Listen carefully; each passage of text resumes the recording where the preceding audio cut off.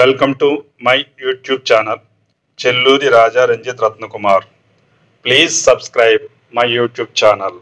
Recruitment central government సంబంధించింది.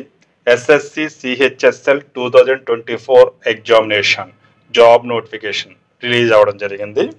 Staff selection commission నుంచి notification combined higher secondary level examination 2024 కోసం SSC ప్రకటన విడుదల చేసింది.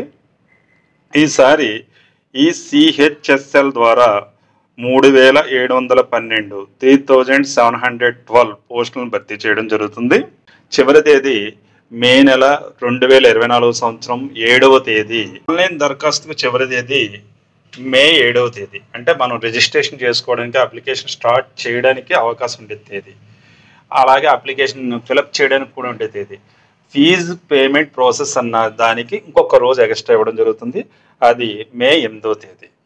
అయినప్పటికీ ఈ విషయం గమనించండి, మొట్టమొదట ఆన్లైన్లో చివరి రోజు పెట్టేటప్పుడు వెబ్సైట్ సరిగ్గా పనిచేయకపోవచ్చు, నెట్ లైన్ రష్ ఎక్కువగా ఉంటుంది. అందువల్ల చివరి తేదీ వరకు వేచి చూడకుండా మీరు ముందుగానే మీ అప్లికేషన్ రిజిస్ట్రేషను, అప్లికేషన్ సబ్మిట్ చేయడం, ఫీజు పేమెంట్ కూడా వెంటనే చేసుకోండి. అప్లికేషన్ చేసేటప్పుడు సాధ్యమైనంత వరకు తప్పులు రాకుండా సరిచూసుకోండి. మీ 10th మార్క్ లిస్ట్ ఐడెంటికల్గా తీసుకుంటూ దాని ప్రకారం వివరాలు నమోదు చేయండి. ఆధార్ కార్డు ప్రకారం వివరాలు నమోదు చేయండి.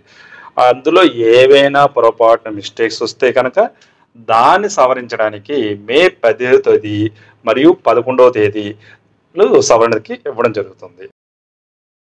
సిహెచ్ఎస్ఎల్ 2024 ఎగ్జామినేషన్ రాయడం కోసం కనీస విద్యార్హత ఇంటర్మీడియట్ ఉంటుంది. అయితే ఇంటర్మీడియట్ చదువుతున్న వారు కానీ, ఇంటర్మీడియట్ ఉత్తీర్ణత సాధించిన వారైనా ఎవరైనా అప్లై చేసుకోవచ్చు. ఏ బోర్డు నుంచి వచ్చిన సర్టిఫికేట్ ఇక్కడ ఎలిజిబుల్లే.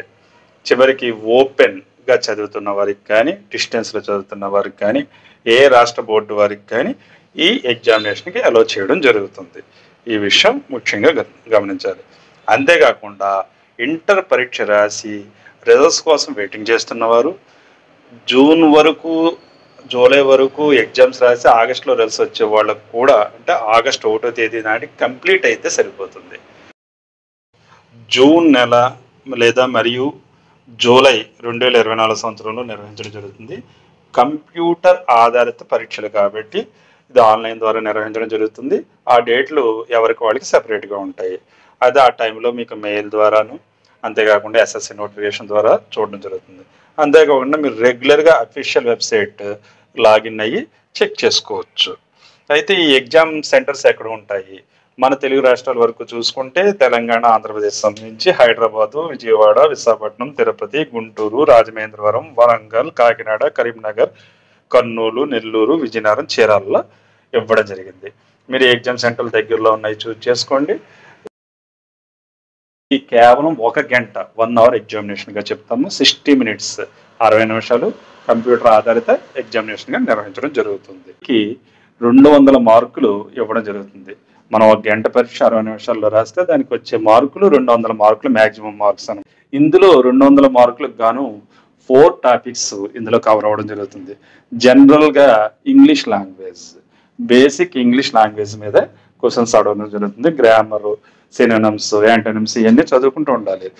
జనరల్ ఇంటెలిజెన్స్ ఇది ఒక బేసిక్ మ్యాథ్స్, అర్థమెటిక్ మ్యాథ్స్ మీద డిపెండ్ అయి ఉంటుంది. క్వాంటిటీ యాప్టిట్యూడ్ కూడా same to same. General awareness, GK అంటాం కదా, జనరల్ నాలెడ్జ్, అదే ఇందులో ఇవ్వడం జరుగుతుంది. ఈ విషయం గమనించి వీటికి ఈ 4 టాపిక్స్ మీద చక్కగా ప్రిపేర్ అవ్వడం జరుగుతుంది. ఒక్కొక్క దాని నుంచి 25 క్వశ్చన్లు వస్తాయి. అంటే మొత్తం 100 ప్రశ్నలు వస్తాయి. 60 నిమిషాలు. మార్కులు మాత్రం 200 మార్కులు. మరొక ముఖ్య విషయం ఏంటంటే దీనికి ఇంటర్మీడియట్ క్వాలిఫికేషన్తో పాటు వయసు నిబంధన కూడా మనకి ఖచ్చితంగా కలిగి ఉంటుంది. అందువల్ల 2024 ఆగస్టు 1వ తేదీలోపు ఇంటర్మీడియట్ పాస్ అయి ఉండాలి. అలాగే 18 నుంచి 27 సంవత్సరాల మధ్య వయసు కలిగి ఉండాలి. 18 సంవత్సరాల కన్నా చిన్నవారు కానీ, 18 సంవత్సరాల నుంచి 27 సంవత్సరాల లోపు ఉన్నవారు పర్లేదు. 27 సంవత్సరాల కన్నా పైవాళ్ళు కానీ సరిపోరు. అయితే ఇక్కడ వయసు యొక్క సడలింపు ఇవ్వడం జరిగింది. ఏజ్ రిలాక్సేషన్ కొంతమందికి. ఎవరికంటే ఎస్సీ ఎస్టీ క్యాస్ట్కి సంబంధించిన వారికి 5 ఏళ్ళు రిలాక్సేషన్ ఇవ్వడం జరుగుతుంది. దానివల్ల 27 ఏళ్ళ వయసుకి 5 సంవత్సరాలు కలుపుకుంటే కనుక 32 సంవత్సరాల వరకు వారు అప్లై చేసుకోవచ్చు. అలాగే ఓబీసీ వారు అంటే కనుక బీసీకి చెందిన బ్యాక్వర్డ్ క్యాస్ట్ చెందిన వారు అందరూ ఓబీసీలకు చెందుతారు. వీరుకి 3 ఏళ్ళు అంటే 27 సంవత్సరాలు ప్లస్ 3 అంటే 30 సంవత్సరాల వరకు అవకాశం ఉంది. అలాగే దివ్యాంగులకి వారికేమో 10 నుంచి 15 ఏళ్ళు వారి వారి అర్హతలను బట్టి ఇవ్వడం జరుగుతుంది. ఈ సడలింపులు అప్లై చేయడం జరుగుతుంది. ఈ విషయం గమనించి మీరు అప్లికేషన్ వెంటనే త్వరితగతిన పెట్టుకోండి, అప్లై చేయండి, ప్రాక్టీస్ చేయండి. Thank you. All the best. Me Chelluru Ratna.